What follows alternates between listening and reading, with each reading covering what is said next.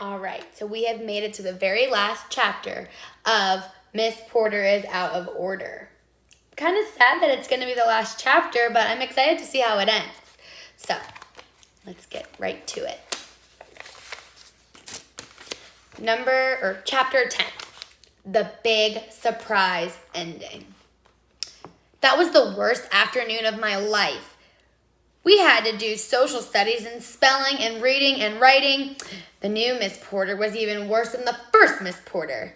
And it was particularly hard on me because I tried to destroy it.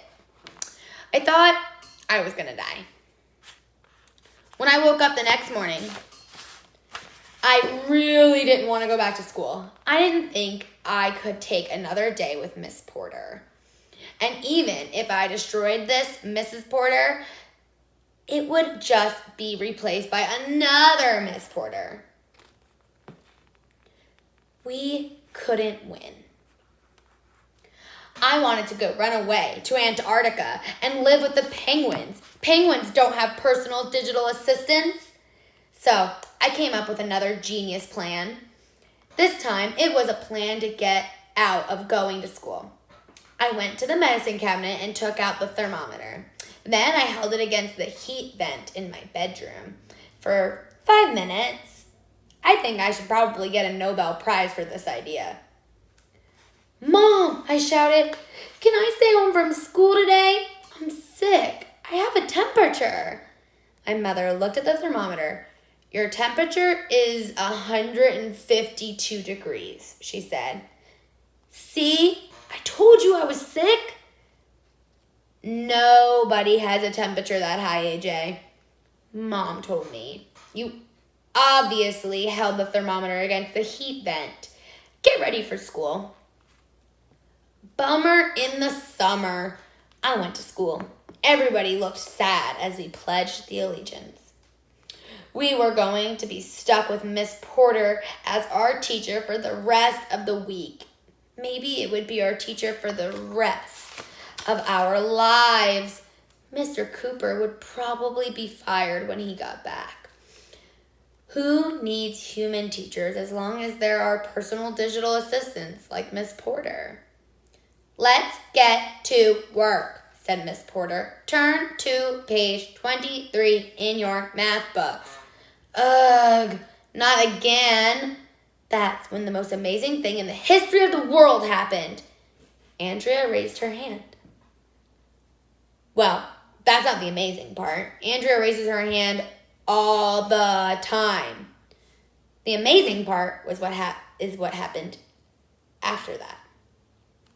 "Miss Porter," Andrea said, "may I please go to the restroom?" "Certainly, Andrea," said Miss Porter. That was weird. Andrea never has to go to the bathroom. I wasn't even sure if she ever needed to go to the bathroom. Andrea got up. As she walked past me, she dropped a tiny piece of folded up paper on my desk. I opened it up. It said, "Meet me in the hallway." Something was up.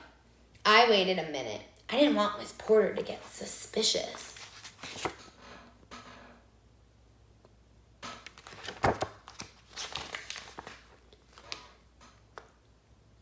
"Miss Porter," I finally said, "may I please go to the bathroom?" "Do you really need to go to the bathroom, AJ? Or are you just trying to get out of class?" "No, it's an emergency," I said. "Go ahead," Miss Porter said. "Hurry back." I got up and went out into the hallway. Andrea was sitting there, waiting for me. "Andrea, what are you—" I didn't have the chance to finish my sentence. Andrea clapped her hand over my mouth. "Shh," she said. "Miss Porter will hear you. Quick, follow me." Andrea rushed down the hallway. I was right behind her. "This isn't the way to the bathroom," I said. "I know," she replied. "We're not going to the bathroom." We turned the corner and walked down the hall until we came to the computer room. "Oh, good, it's not locked," Andrea said as she pulled open the door. "What are we doing in here?" I asked. I'm going to hack into Miss Porter's network, Andrea told me. What? Are you crazy? I replied. You'll get in a lot of trouble. It's the only way to disable it, Andrea said as she sat down at one of the computer terminals. We have to do this. This was weird. Usually it was me who did the bad stuff and the stuff that might get us in trouble. Andrea is little Miss Perfect, who never breaks any rules. I guess this really was an emergency. Andrea's fingers were flying over the keyboard. How are you going to hack Miss Porter's network? I asked. Watch, Andrea replied as she typed. I learned how to do this in my computer class. Andrea typed a bunch of letters and numbers, and that they didn't mean anything to me, and they didn't really make sense. Hurry up, I said. We're supposed to be in the bathroom. If we don't get back to class soon, Miss Porter will come looking for us. I'm going as fast as I can, Andrea told me. She typed a bunch more letters and numbers, and then she shouted, I'm in. What now? I asked. All I need to do is configure the blah blah and disable the blah blah, internal memory blah, motherboard blah, blah blah blah, Andrea said. I had no idea what she was talking about. Okay, Andrea finally said. As soon as I hit the enter key, Miss Porter should be disabled. But you'll never believe who walked through the door at that very moment. It was Miss Porter. Its holographic image walked right through the door. Not so fast, Andrea, it said. Don't hit that key. Miss Porter, Andrea and I shouted. What are you doing in here? Asked Miss Porter. You said you were going to the bathroom. I looked at Andrea. Andrea looked at me. Miss Porter looked at both of us. We were all looking at one another. But, I said. Nobody was laughing, even though I said but. Which sounds like but, even though it only has one T in it.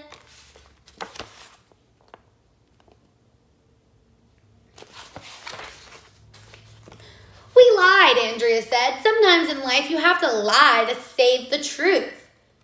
Step away from the keyboard, Andrea, ordered Miss Porter, and nobody will get hurt.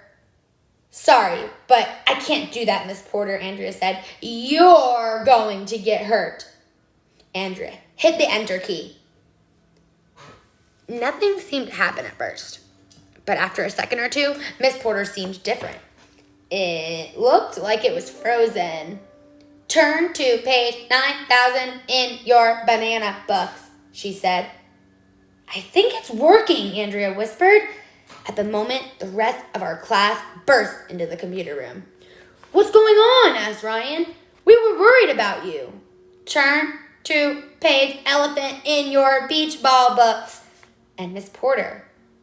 What's wrong with Miss Porter? Asked Michael. Andrea hacked into its network, I said. Miss Porter's system is shutting down, Andrea explained. There is nothing wrong with me, said Miss Porter. Teapot, corn, dog, pot, holder, helicopter. It's not making any sense, said Neil. 2 plus 2 equals 7, said Miss Porter. Purple, bing, bong. It's speaking gibberish, Alexia shouted.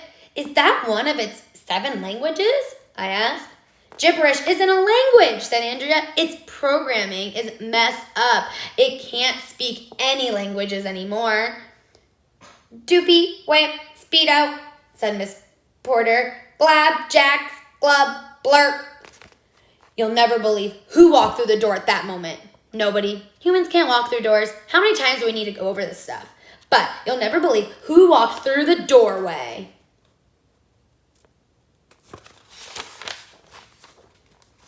It was Dr. Carbles.